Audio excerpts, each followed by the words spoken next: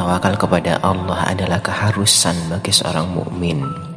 Tidak layak bagi seorang mukmin menyerahkan urusannya kepada selain Allah. Karena orang mukmin itu yakin, iman dan percaya, meyakini bahwa segalanya itu Allah lah yang mengatur.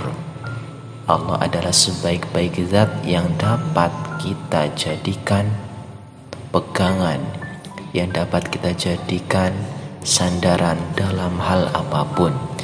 Maka bertawakal adalah sesuatu yang harus dimiliki oleh orang-orang mukmin, orang-orang percaya, orang-orang yang beriman, orang-orang yang meyakini bahwa Allah adalah segalanya. Baik buruk itu dari Allah.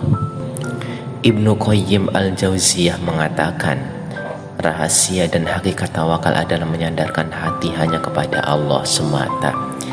Tidak akan bermanfaat tawakal seseorang jika dibarengi dengan ketergantungan kepada sesuatu yang lain. Karena pada dasarnya berharap kepada selain Allah Ta'ala, contoh berharap kepada manusia, maka kamu harus siap-siap untuk hatimu kecewa.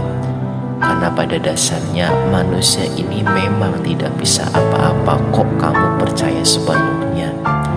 Maka yang wajib kamu percaya sepenuhnya adalah Allah Ta'ala. Perihal dengan manusia kamu boleh percaya, tapi jangan berlebihan. Karena bisa suatu waktu manusia mana yang kamu percaya, disitulah dia mulai berdusta.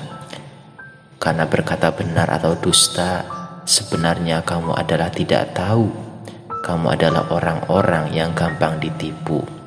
Tapi kewajiban kita sebagai manusia memaklumi apapun yang menjadi sifat daripada manusia. Dan juga kita hendaknya selalu berhusnudzon, berprasangka baik kepada manusia. Yang penting harus tetap pasang di dalam dada rasa waspada, supaya semuanya aman, terkendali, tanpa ada yang terzolimi. Seperti halnya orang yang mengatakan saya bertawakal kepada Allah, sementara ia masih bersandar kepada selainnya. Tawakal lisan berbeda dengan tawakal hati. Seperti halnya taubat lisan dengan taubat hati. Orang yang mengatakan saya bertawakal kepada Allah, tetapi hatinya tetap bersandar kepada yang lain, seperti orang yang mengatakan saya bertaubat kepada Allah, tetapi ia terus berbuat maksiat dan dosa. Abdullah bin Nasar mengatakan bahwa sikap tawakal tidak berdiri sendiri. Sikap ini ditopang dua hal lain yang sangat prinsip. Pertama, orang bertawakal setelah menyempurnakan ikhtiar. Kedua, tawakal diiringi keyakinan bulat bahwa segala sesuatu terjadi hanya karena kehendak dan takdir Allah. Begitulah, maka hendaknya kita bertawakal dan ikhtiar harus selalu berbarengan.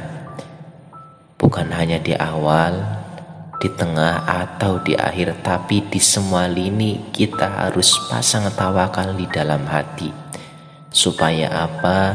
Kita tidak mudah untuk sakit hati, dan kita belajar ridho, dan kita belajar untuk ridho dengan keputusan apapun yang dari Tuhan.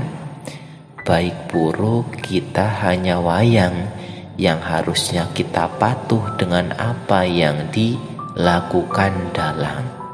Wayang tidak bisa apa-apa, karena dalanglah yang membuat semua terjadi. Dan dalang itu yang tahu mana yang baik untuk wayangnya. Ini dibuat dengan peran yang sedemikian rupa, jadi kayak gini, kayak gini, kayak gini. Ada seseorang yang menjadi peran ini, itu, dan ini, antagonis, protagonis, atau yang lainnya. Oleh karena itu, hati orang bertawakal utuh kepada Allah, tetapi keringatnya deras mengucur karena usaha dan tawakal tidak boleh terpencal-pencal. Jadi tawakal ini bukan seperti kisah seorang badu yang kehilangan unta karena sengaja tidak menambatkan tali untanya. Ia melakukan itu karena merasa yakin bahwa untanya tidak akan kabur karena Allah akan menjaganya. Hasilnya selepas beristirahat, dia tidak mendapatkan untanya karena ternyata untanya telah kabur. Ya, dia ini bertawakal. Ia tawakal, tapi untanya tidak diikatkan kepada apa.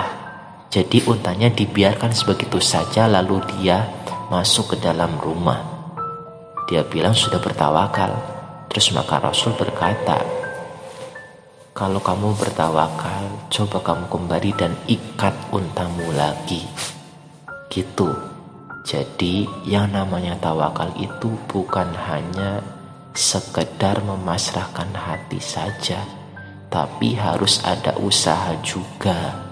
Karena usaha dan tawakal seperti usaha dan doa, sama-sama tidak bisa dipisahkan. Semuanya saling berkaitan dan tidak bisa berdiri sendiri-sendiri.